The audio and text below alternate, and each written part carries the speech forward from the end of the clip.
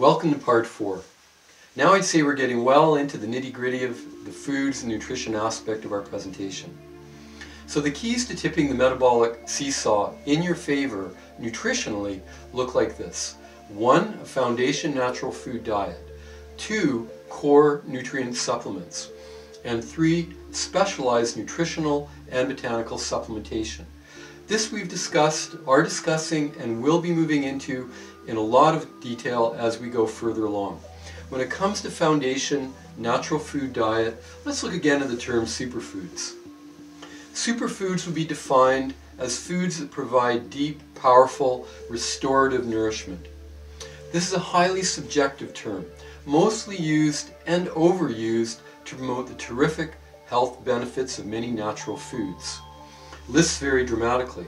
Originally, I had superfoods as a separate category, but when I thought about my own diet, I realized that many of the so-called superfoods, such as berries, nuts and seeds, broccoli, garlic sprouts, etc., ought to be simply part of our normal diet, as they are with Jennifer and I. I prefer to avoid the term and emphasize that a superfood diet is really just a healthy, regular, natural food diet, which is inherently composed of foods with an array of health benefits. I just have to mention that the other day I saw an ad for a lecture by a European doctor and the author of the book, The Swiss Secret to Optimal Health. What is this remarkable secret that can support cellular detoxification and rejuvenation, help you lose weight, and maintain best health and vitality? Surprise! It's ultimately nothing more than what has been also described as the Mediterranean diet, and is essentially the diet we're advocating here. Plant-based, lots of veggies, fruits and whole grains, olive oil, nuts and seeds, very modest in the animal foods, leaning towards fish, along with herb teas, etc. Personally, I grew up in a conventional Canadian family and ate the conventional foods of that era. Lots of meat, sugar, milk, white bread and processed foods. And in those days, a sugar bowl was always on the table. So I'd pour my bowl of cereal, sprinkle on a layer of sugar, eat that layer, and repeat. Ouch! I'm sure plenty among you can relate. Anyway, these were the foods of my youth. With one fine exception, kasha, or buckwheat groats, was something that my grandmother made and I loved it. Buckwheat is a traditional food of Eastern Europe, and particularly among Jewish immigrants of Eastern European descent, which is my family background on both sides. My grandfather, incidentally, was a huge fan of buckwheat honey, which in its solid form is butterscotch or beeswax brown and has a very rich and unique flavor, phenomenal on toast. I haven't had it for years, but great stuff. For me, the more opportunities I had to try whole foods, and even rarities such as whole wheat bread and real cheese as opposed to processed cheese, the more I found that I had a huge taste for this type of food. I can still remember the first time I had short grain brown rice at about age 15. It was like a mini revelation for me at the time. Now, as we go into food itself, it may be a good time to mention that digestive efficiency is so important. Digestion and absorption is affected by what you eat, how much you eat, and when you eat. This can be thrown off by eating in a bad mood, or in a hurry, or on the road, or too much, or too many different combinations. Simple food, well chewed, eaten with a calm state of mind, will go a long way towards building the foundations of great health and long life. In situations where there's excessive gas, bloating, or general indigestion, there may also be a deficiency in stomach acid, particularly in those over the age of 45. This is far more common than the excessive stomach acid medication scam being perpetrated on the masses with tens of millions of prescriptions annually. There may also be a deficiency in pancreatic, fat, and protein digesting enzymes. Hydrochloric acid can be tried, as well as vegetable digestive enzymes, proteases, lipases, and amylases. Sometimes the roots of indigestion are related to deeper emotional states. Homeopathy can be helpful in acute and chronic indigestion. By the way, the vegetable enzymes work in exactly the same way as the body's natural enzymes, to aid in the digestion of carbohydrates, protein, and fats. They have the added benefit of working in both acid and alkaline media and can give a break to the pancreas and gallbladder. In the meantime, it's very important to understand that somewhere between 60 and 80% of your immune activity is mediated through your intestinal tract, so maintaining healthy GI function is very important. In this regard, one of the important facets of your diet will be fermented foods. Miso, unpasteurized soybean grain paste, added to sauces or at the end of making a soup, meaning it shouldn't be boiled, yogurt or kefir, fermented pickles, sauerkraut, kimchi, kombucha. These are all examples of natural foods that enhance healthy bacterial balance. By the way, there are fantastic recipes out there for seed yogurts that are quite remarkable tasting for those of you who want to avoid dairy. Supplementation of probiotics can also be very important, especially with age, in order to maintain healthy bacterial balance in the GI tract. They can make a remarkable difference to intestinal function and therefore general health. They certainly seem to be able to combat infections. There's a lot of research on different strains and their specific values. Let me run through some of the benefits of probiotics. They've been used effectively for diarrhea, especially following treatment with certain antibiotics. They can prevent and aid in the treatment of vaginal yeast infections and urinary tract infections. They can be helpful in irritable bowel syndrome. They shorten the duration of intestinal infections. They can help prevent allergy response and prevent eczema in children. Probiotics support better overall health through supporting healthy GI function. Probiotics can support a healthy bacterial balance and better nutrient absorption. I consider probiotics extremely valuable for overall health for elderly persons, but in fact anyone of middle age and beyond. Now let's start to talk about whole grains. Personally, I love whole grains. My personal faves are buckwheat, the first whole grain of my youth, millet, and rice. They feel good in my body, they're warming, grounding, filling, nourishing. They can be prepared in endless ways. Historically, they've been the natural staple of humanity in every agricultural society from one end of the planet to another. Whole grains are rich in nutrients and valuable fiber, as we will discuss shortly. They're associated with better gastrointestinal health, decreased diabetes, and cardiovascular health. The current anti-grain fadism contradicts an enormous amount of positive research in support of the health benefits of grain. Most of the modern diseases associated with excessive carbohydrate intake, and for which even grains seem to be blamed nowadays, are in reality due to sugar, junk food, refined grains, excessive meat, dairy, and wait for it, alcohol. These days it's popular to theorize that our relationship to grains is one to which we are not well adapted and suffer various ills as a result. Proponents of the meat-centered Paleolithic diet and books like Dr. David Perlmutter's Grain Brain argue that we've only eaten grains as a staple for 12,000 years, which they tell us is not a long time from an evolutionary point of view. This theory has many problems. Firstly, there's now a vast body of research supporting the wide-ranging and outstanding health benefits of whole grain-based nutrition. Of course, these benefits pretty well vanish with heavily processed grains that have most of their potent nutritional elements removed. Secondly, the presumption that humans cannot adapt to food in a 10 to 12,000 year span is not supported by evidence. It happens that we have plenty of starch-digesting amylases in our mouth, 6 to 8 times the amount produced by chimpanzees, who eat very little starch by comparison. Also, our teeth are well suited for chewing grains. Here we have a healthy specimen. Even then, 10,000 years is a very long time, certainly long enough to adapt, if necessary, to a change of diet. Besides, who created this 10 to 12,000 year limit on grain consumption by humans? There's excellent evidence that grains have been utilized as food for 100,000 years. Julia Mercader, holder of the Canadian Research Chair in Tropical Archaeology at the University of Calgary, Department of Archaeology, says that the evidence for very early grain use is on par with the evidence of grass seed use by hunter-gatherers in many parts of the world during the closing stages of the Ice Age approximately 12,000 years ago. In other words, while it is true that cultivation of grains is largely a later development, yet it is also true that grains have been used extensively 90,000 years earlier.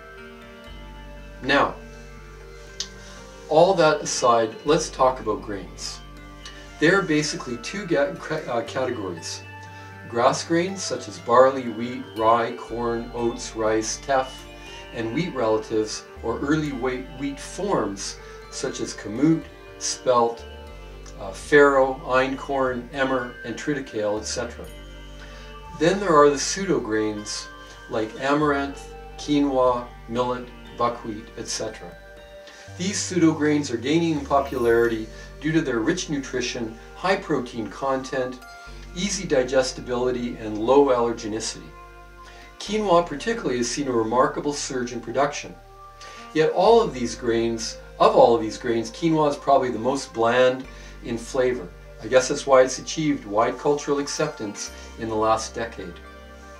When I want to make pancakes, I generally use a combination of barley, buckwheat, millet, and or quinoa flours, which I make myself. I generally use a combination of amaranth grain also, the seed of a beautiful flowering plant, as it makes a very sweet flour, as well as bringing lightness to the finished product. I use an electric stone grinder I've had since the mid-80s, and I make the flour fresh. When making flour with amaranth, you have to add it to the mix, and no more than perhaps 10%, as otherwise it gums up the grinder as it's very rich in oils.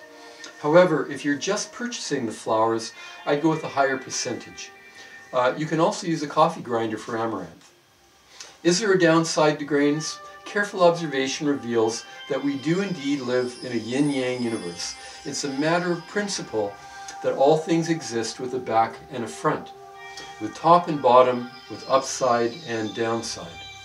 When we get to our discussion of beans, we'll discuss the subject of anti-nutrients in plant foods, particularly legumes, grains, nuts, and seeds.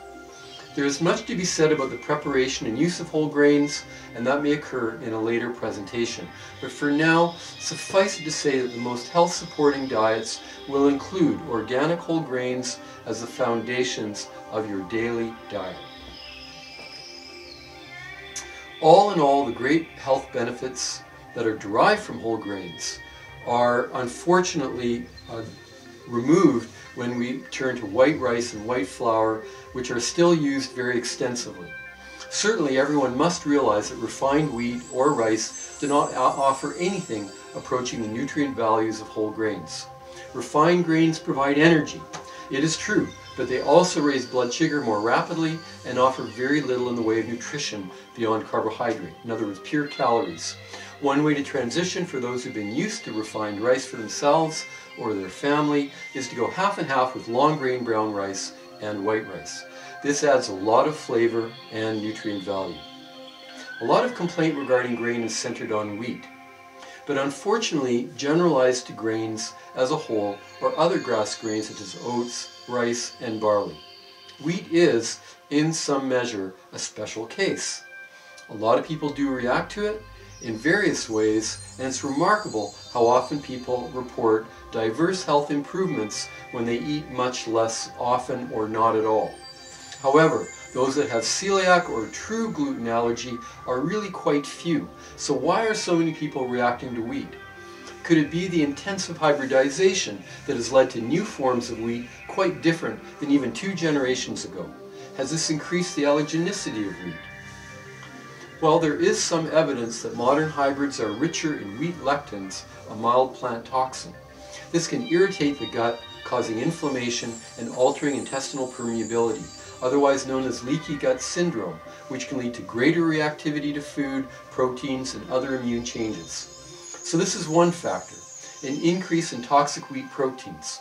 Besides lectins, modern hybridized wheat may have a number of altered or new proteins, as well as other factors which would be causing the remarkably increased evidence of wheat as a problem food. Wheat also contains a form of starch that is very rapidly absorbed, giving wheat a very high glycemic index. Bread digests more rapidly, raising blood sugar more rapidly. Another factor is that wheat, rye, and barley contain several opioids, substances which bind to opioid receptors, and yes, have similar effects as opiates. This may account for the kind of low, sleepy feeling that can appear an hour or so after ingesting wheat. A lot of people find their head is clear and energy more consistent when they don't eat wheat. Also, we should consider the early introduction and overuse of wheat, including in many infant foods, as a cause of immune reactivity in children and adults. And this can be then passed on to subsequent generations. The very early introduction of food, including wheat bread, crackers, etc., went along with multiple generations of women that were averse to breastfeeding. This very likely enhanced food sensitivity generally, and dairy and wheat sensitivity in particular. Rates of breastfeeding declined from the 1880s onward, with the advance of readily available cow's milk, so this is not necessarily a new problem either. Generations where many children were not breastfed may be one of the reasons for the early introduction of wheat and for the rise of food sensitivities. Many baby foods like baby pablum also contain wheat. I once thought that perhaps the generation of my parents were largely responsible, but this turns out not to be the case, as the problem, as I mentioned, is much older. The big wave ran from the 1930s until the early 70s. In 1971, only 24% of mothers initiated breastfeeding at least once before hospital discharge. Year to year, those numbers are now up to around 60%, and 1 year almost 70%. So again, that regular early exposure to foods like cow's milk and wheat generates sensitivities that may also be passed on in the generations that do breastfeed. The fact is that we live in an era where food sensitivities are very widespread, and this seems to be one potential factor. There are 2 experiments anyone can make to see how they fare with wheat or actually decrease their reactivity. The first is simply to avoid wheat altogether for 3 or 4 weeks and notice the difference in how you feel. The second is to stagger the intake, having it every 3 or 4 days or less. This will lower the antibody pool enough to reduce sensitivity for most people, though this is most effective after a long period of abstinence of a few weeks to a month or more. Eating even a small amount daily is going to energize the reactivity.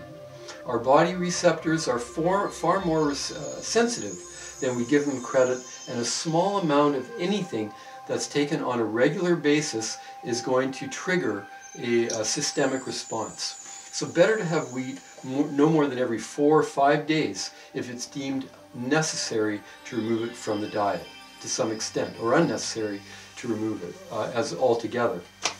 By the way, white bread is a pure indulgence with little nutritional merit.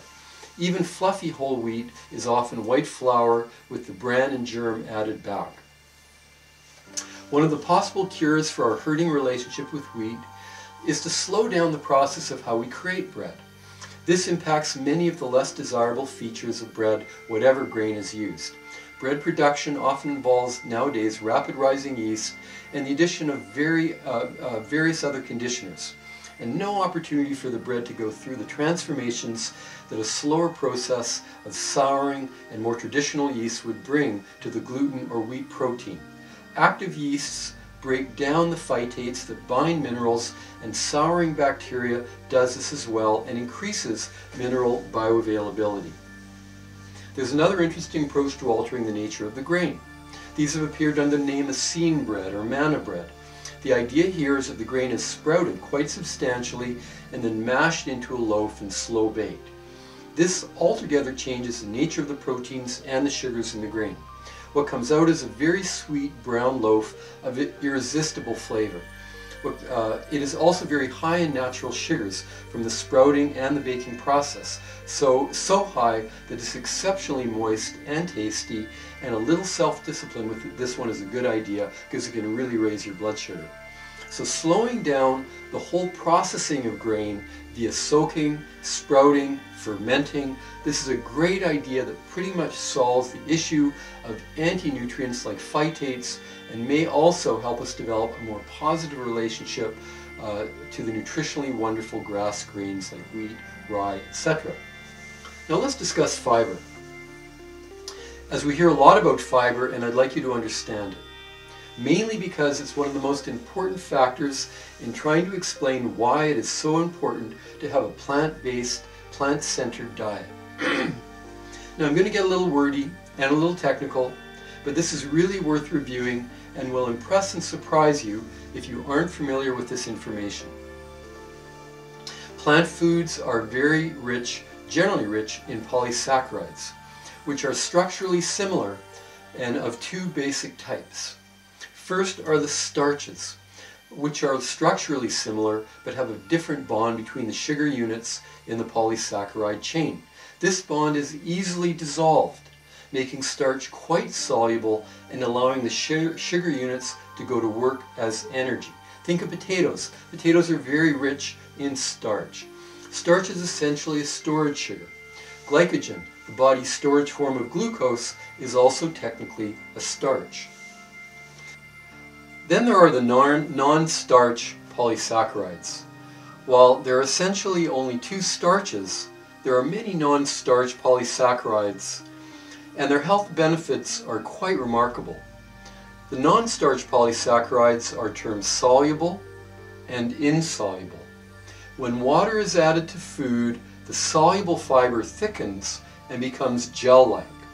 Soluble fiber can help slow the digestion of food, which helps maintain healthy blood sugar and cholesterol levels. Insoluble fiber is mostly concerned with bulking and viscosity, which means slipperiness. Insoluble fiber is primarily supporting regularity and healthy digestive function. Fibers, for the most part, are not digestible in themselves. Rather, they become the platform for various chemical actions in the gastrointestinal tract. One of those actions is fermentation, which causes them to form short-chain fatty acids with an array of functions. Insoluble fibers are found in the skins of vegetables, fruits, and the bran of whole grains. Insoluble fibers help promote regularity and healthy digestive function. Soluble fibers are found in the flesh of vegetables, grains, nuts, and seeds. The remarkable properties of dietary non-starch polysaccharides lead to diminished risk of a wide range of serious diseases. A major proportion of dietary non-starch polysaccharides escape the small intestine nearly intact and are fermented into the short-chain fatty acids by the microflora. They also promote normal laxation. Short-chain fatty acids have a variety of health-promoting values as well as promoting large bowel function. In brief, compounds that are formed in the breakdown of fiber enhance the overall health of the gastrointestinal tract, boost the process of liver detoxification, regulate immunity, help balance blood sugar and lipids, and improve your bowel function. One of the most powerful fiber factors are the beta-glucans. This is a large group of both soluble and non-soluble fibers that are particularly rich in certain species of yeast as well as mushrooms. Beta-glucans are a medicine chest of deep immune-enhancing properties. Beta-glucans are associated with significant reductions in total cholesterol and low-density lipoproteins. They have anti-tumor properties, as well as significant immune-enhancing properties, and they prevent infection. Shiitake mushrooms are rich in a type of beta-glucan that reduces tumor activity and also reduces the side effects of chemotherapy. In fact, research shows that chemotherapy used in combination with beta-glucans has superior effects. Several studies have demonstrated that the rate of post-surgical infection drops significantly when certain beta-glucans are used. Thus, rather than being inert, non-nutritious filler in your food, non-starch polysaccharides from plant foods offer a remarkable array of benefits, with beta-glucans as one of the leading factors. Okay folks, we're at the end of part 4. We're now well into the nitty-gritty. We'll see you in part 5.